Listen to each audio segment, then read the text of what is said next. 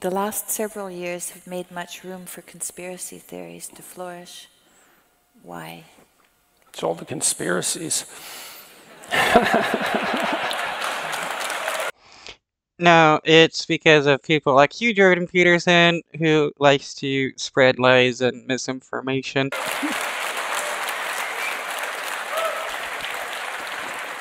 Well,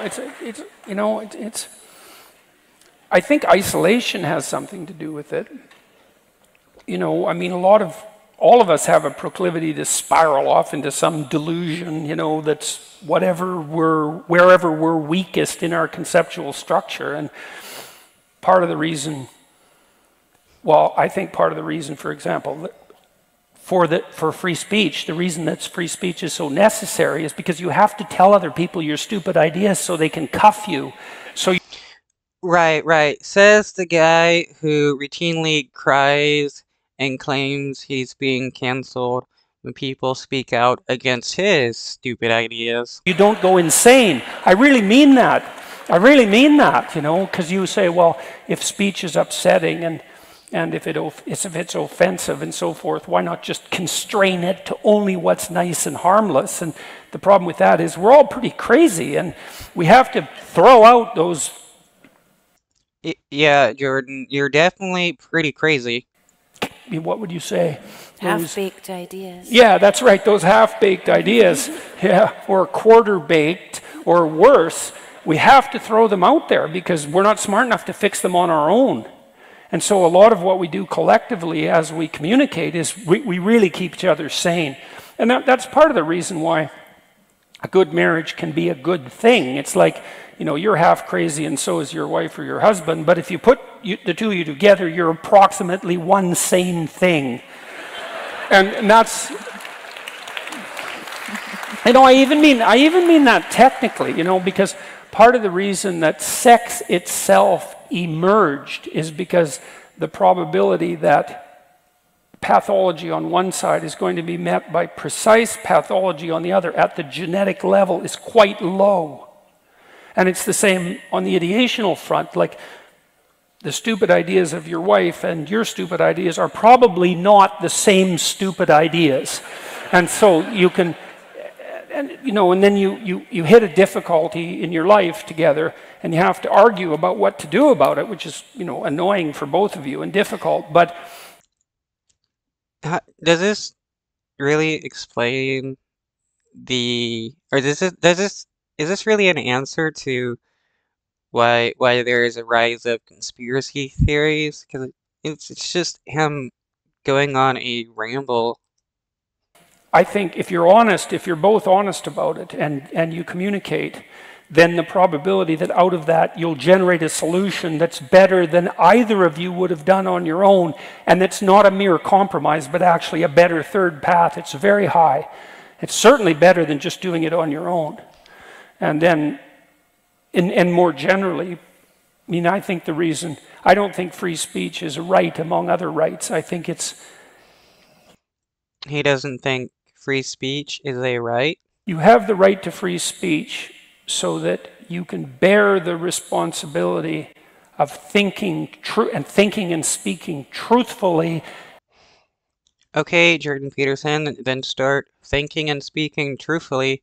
Stop spreading lies about trans people. And that's necessary because if no one does that, then everything ends catastrophically rapidly. So one of the things you see in totalitarian societies, and this is really their hallmark and partly why they're known as totalitarian, is that in a totalitarian society, everyone lies to everyone else about everything all the time. So it's not like top-down dictator is telling everyone what to think. It's like top-down dictator everywhere.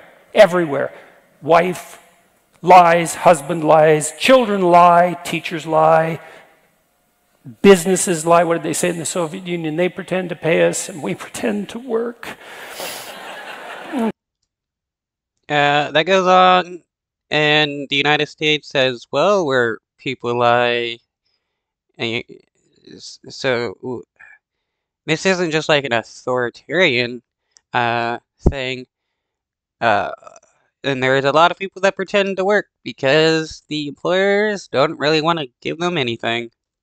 So, and the antidote to totalitarianism is in fact free speech, and it's not because there's no such thing as hate speech, because there clearly is, and it's not because you're so wise when you talk, but because the only antidote to stupidity is something like free expression and its criticism.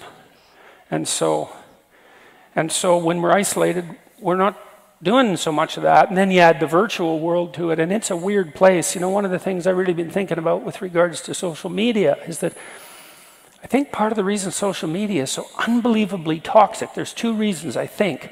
One is it's free. So that's the wrong cost. It's like you can... Wow. He does not like the idea that the internet is free, which, not really, you gotta pay for internet. But he doesn't like the fact that so many people can access the internet. Say something to 1 million people for free. And so then maybe you say something stupid, caustic, bitter, and miserable. And if you've been on Twitter, you've probably done that. Yeah, Jordan Peterson, you've done that many times. It's funny how he's complaining about being able to use things for free when that's one way he gets revenue, is by saying toxic things to millions of people. And certainly seen it. And there's zero cost to it. You can do it, but then it's even worse, because one of the things that's very interesting about social media is that people will absolutely say things that they would never say to anyone face to face, even once. And why won't they do that? Why will they do that? Well, it's because if they said it face to face, something not good would happen. And it might be some... Yeah, that's why Nazis love using Twitter and other social platforms to spew racial slurs and other things. Same with Jordan Peterson, because he knows nothing is going to happen. Some of the time it would be that they would actually get hit. But even if that didn't happen, and we could say, although I don't believe this, even though that might be inexcusable to react physically like that, and I don't believe it is, by the way, but we'll say it is for the sake of argument, there should still be some cost, right? So the person you met face to face is like they indicate their displeasure. And okay, well, instead of people getting physically attacked, nowadays people will get quote-unquote canceled from their job and stuff. But Jordan Peterson hates that. Yeah, this dude is just hilarious. And, like, I don't know, this whole thing just feels like one rambling rant more than anything else. At least you bloody well see that. On social media, it's not there at all. And so the incentives for communication in social media do not match the incentives in the real world. And that means that social media is insane. There's an insanity about it, because there is behavior that won't work that isn't met with opposition. And so you can spin off, and that's not good. And like, I don't know what we're going to do about it, but I really do believe it'd probably be better if every time you posted something on social media, you had to pay something. Wow, that's stupid. If you want to be able to use social media, you should be charged every time you make a post. No. I think that's something what Elon Musk is wanting to do, or at least charge people every time they want to view an article. Like, maybe you had to wait. You write it, you have to wait 5 seconds before you get to post it. That's a cost, right? It's a cost in terms of time.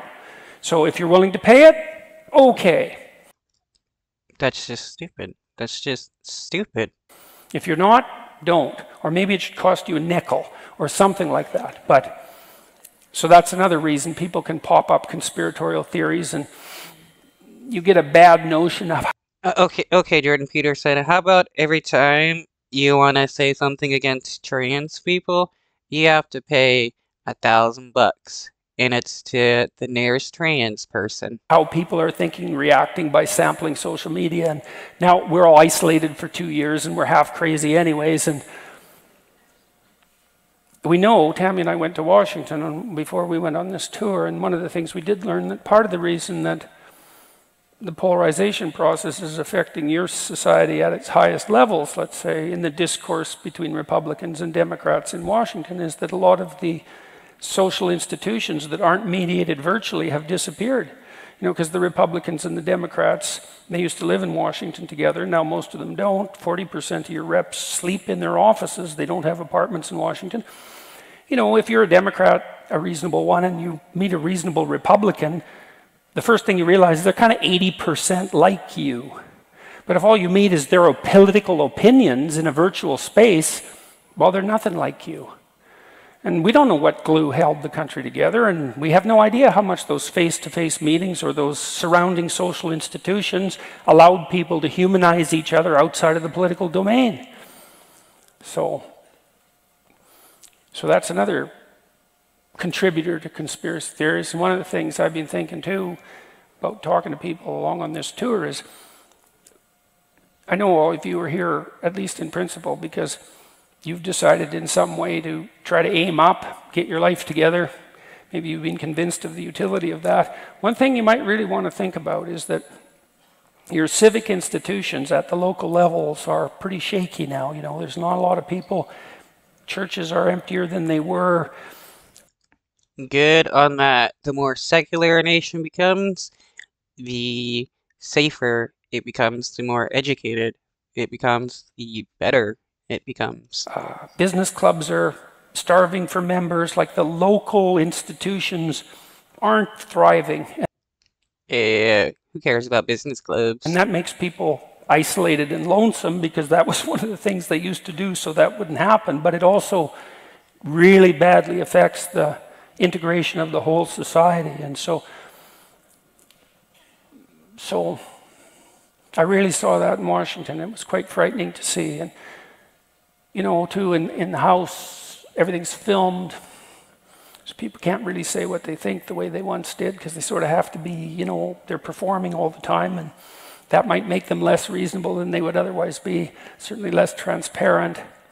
So a lot more face-to-face, genuine, on-the-ground interactions with real people would likely help that.